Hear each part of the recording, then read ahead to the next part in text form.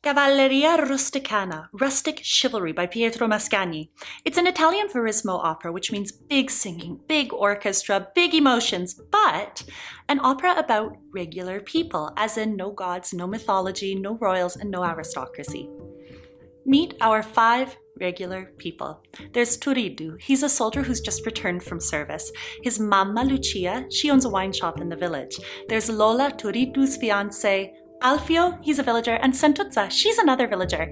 But our opera hasn't begun yet, and we've got a problem. Lola, Turiddu's fiancé, turns out that was only before he left. While he was gone, she up and married Alfio. So Turiddu, in his anger, seduced Santuzza to make Lola jealous. And it worked. Lola was so jealous, she ran right back into his arms and they began an affair. Hooray! Santuzza, in the meantime, having been in an intimate relationship before marriage, has been excommunicated from her church. And in this small village, that's like being cancelled by her entire community. If she can't get Turiddu back and convince him to make their relationship a marriage, that's it for her. Okay, you all caught up? Let's begin.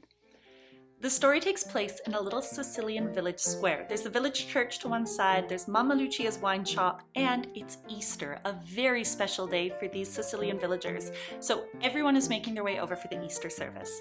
Santuzza enters the scene.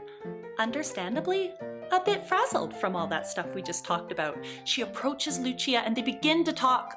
But they're interrupted by the arrival of the newlywed Alfio, who shows up singing about how great his life is and how beautiful his wife is. Remember learning about irony in school? Alfio and Lucia start talking. When she mentions that Turiddu is out, Alfio says, "Oh, yeah. He saw Turiddu by his house early that morning." And that news sits badly with Lucia because Turiddu told her he was off to buy wine for the shop, not go anywhere near Alfio's place. So as everyone heads into church, Lucia hangs back to ask Santuzza, what's going on? So Santuzza tells her about being seduced by Turiddu, then being left for Lola. Lucia listens, but ultimately she has nothing to offer an excommunicated young woman without risking the same fate. Turiddu shows up. Santuzza confronts him about his having seduced her, then almost immediately abandoning her for Lola. Speak of the devil, Lola arrives. She mocks Santuzza and heads into church. Santuzza begs Turiddu to stay and speak with her. But in the end, he pushes her away and follows Lola. Now, Santuzza's angry. Sitting alone outside a church she's no longer welcome to enter, the community has turned their back on her, and no one, not even the man who was the 2 in her tango, will help her. She's at boiling point by the time Alfio arrives, so tells him all about Lola and Turiddu to exact her revenge. Alfio becomes enraged and swears vendetta so intensely that Santuzza immediately regrets telling him. After church and a nice orchestral intermezzo, Turiddu, with Lola by his side and Santuzza apparently gone, is in a great mood. As all the villagers filter out of the church, he invites his friends to have a drink with him.